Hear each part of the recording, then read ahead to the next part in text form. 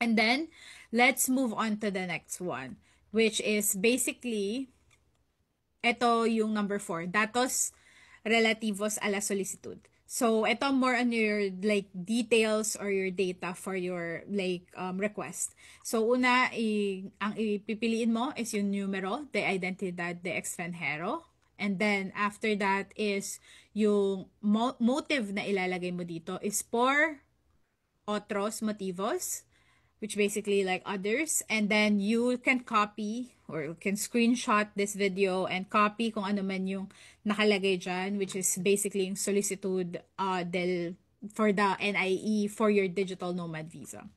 And then you need to pick your oficina consular, and then with the situation in España, you don't have to like pick that at all because that's not applicable to you.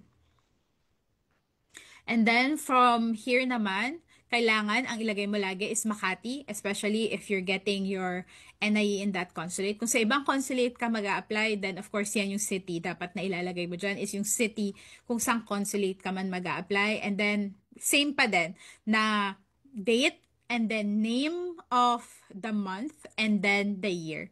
And then dito sa firma del solicitante, or your representative, wag mo siyang pipirmihan hanggang nandun ka na. Kasi sometimes they are a little bit conscious about it na kailangan ikaw mismo yung magwa-wet sign sa harap nila. So, just to make sure na you will not be making any mistakes, make sure to follow this correctly. And for the next video, I'll talk a little bit more about how to do the tax form, which is the 790-012.